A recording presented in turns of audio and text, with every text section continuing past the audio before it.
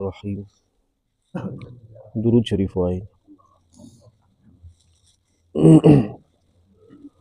اللهم صل على محمد وعلى آل محمد كما صليت على إبراهيم وعلى آل إبراهيم إنك حميد مجيد. اللهم بارك على محمد وعلى آل محمد كما باركت على إبراهيم وعلى آل إبراهيم إنك حميد مجيد. باب النهي عن الحلف بمخلوق. دا بل نوې باب شروع شو. په مخلوق باندې قسم کول منع دي، غیر الله باندې قسم کول منع دي. کالنبي والکعبة والملائکة والسماء والآباء والحیاة والروح والرأس. لکه سړی قسم کوي په نبی باندې،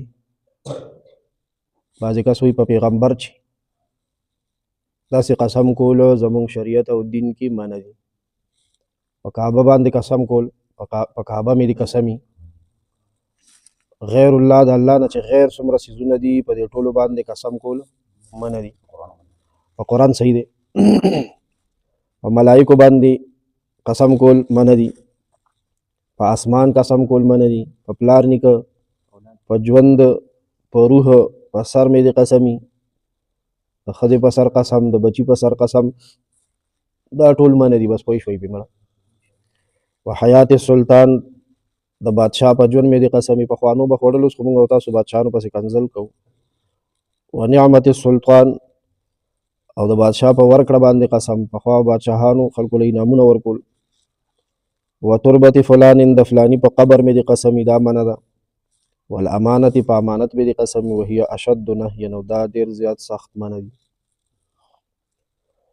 بس خلاصه خبره دا ده که نه چې غیر الله باندې قسم کول منع دي، بغیر د الله نه. او دا قرآن شریف چې دی که نه، قرآن شریف دا د الله پاک کلام دی. څه دی تاسو وایي؟ کلام څه ته وایي؟ خبرې. دا د الله صفت دی، د الله کلام دی.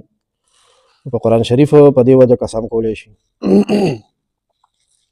او عام طور باندې چې قرآن مجید مخې ته ایښودلی کېږي او دا قسم وله ورکولی کېږي، تاسو به هغه د قسم الفاظو ته پام نه کړی. لکه هلته خو وریجو ته پام وي که نه، ګډې حلال کړي، هغې ته پام وي.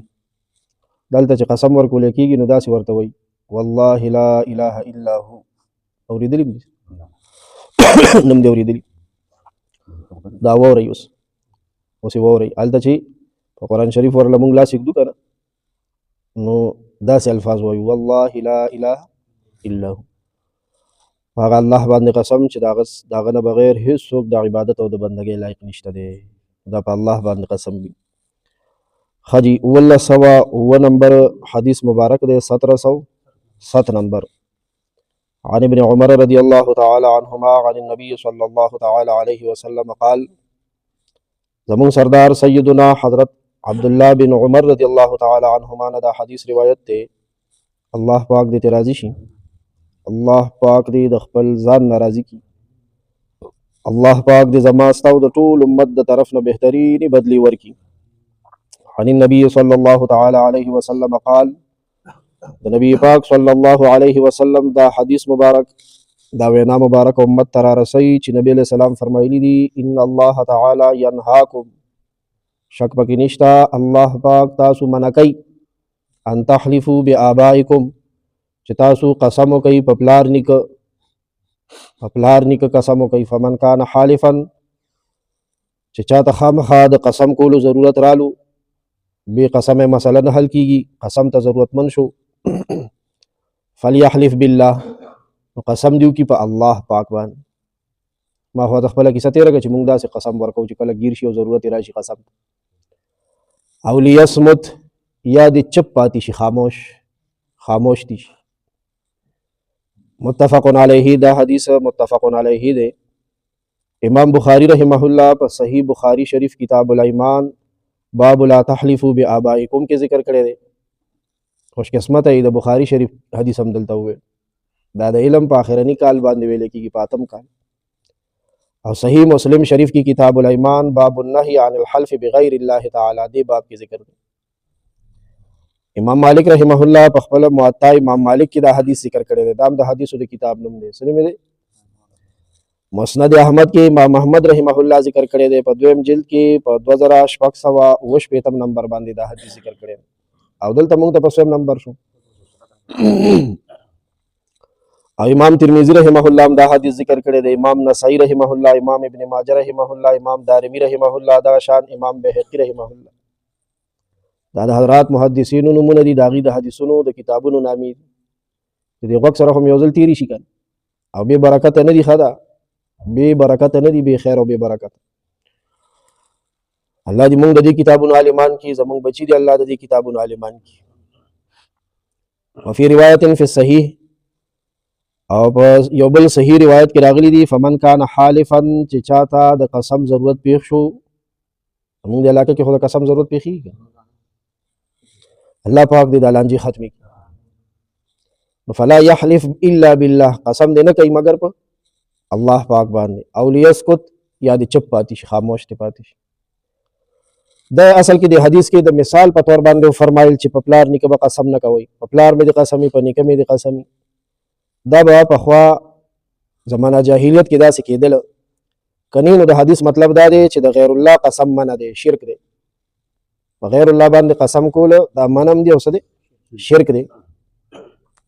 تاسو به د شرک په معنا داسې پوه شئ چې چاله د عبادت معنا ورزي کنه نو هغه په ډیر زر پوه شي. د عبادت معنا خو موږ خپل استاد کړی دا کنه، څنګه معنا کړی دا؟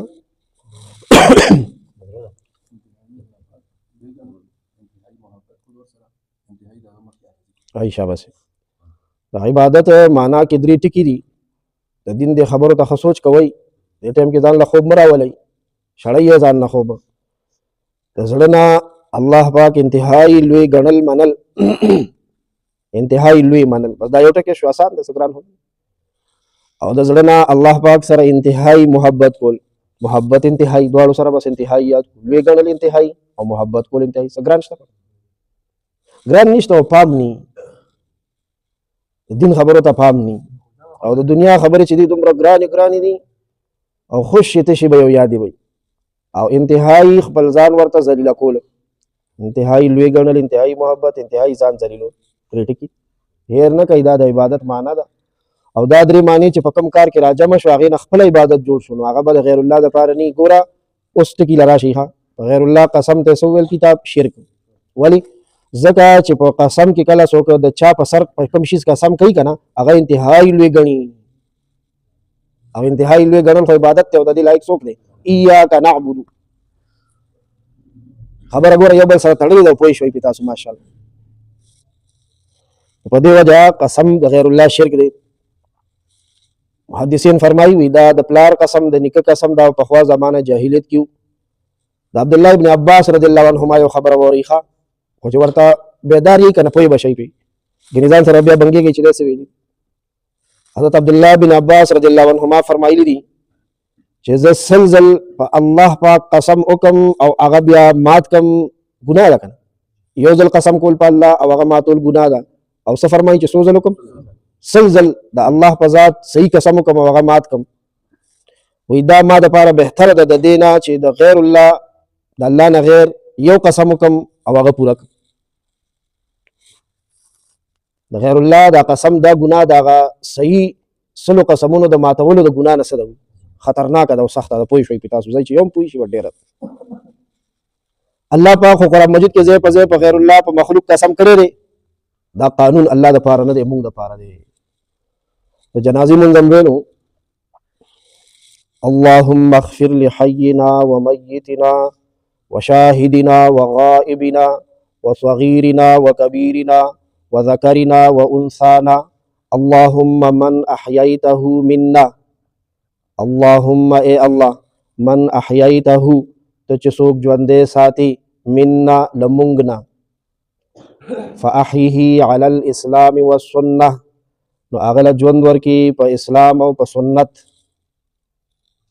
دایات کی اللهم من احییته منا، یا اللہ تچسوک جوندے ساتي پا مونگ کی. جنازہ کی ولا جو نو یو وفات شوے دے کنو نور جوندی را غنجو کنا الله دې موږ مسلمانانو کې چې د چا ژوند منظوري کنه الله دې ټول اوږد د نیکۍ لپاره ښکلی ژوند ورکړي صحت او عافیت سره د عزتونو نه ډک ژوند دې الله ټولو له ورکړي نو خدایه چې په موږ کې دې د چا ژوند منظوري کنه نو فاحیه هغه له ژوند ورکا زندگی ولا ورکا لایف ولا ورکا علی الاسلام په اسلام باندې والسنت او په سنت باندې سنت ټکي ورکی زیات کیږي دا ورکی وای ماشاءالله موږ خو وای د مفتی صاحب نم ډیر مخ کې اوریدلی زموږ عمل دی دې ناس ډیر برکت ګور اللهم من احييته منا فاحيه على الاسلام والسنه هم کې غم دا چې یو ټکی راته استاد زیات کې پکې خپل مرانه به جنازه کې شي الګل شي دا څنګه کې خپل هم خطا شي چې خپل د خطا کېږي تر کومه ټیم پورې تر هغه ټیم پورې لا پکې دا مو وایا پس ما خپل چې کم زوت کړو مغه وایا خو لګ وخت ورکه خیر روزه تم دا 500 ورځې پاتې شو ځان تکړه کوي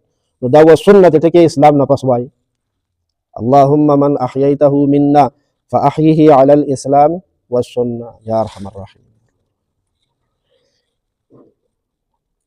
صلى الله تعالى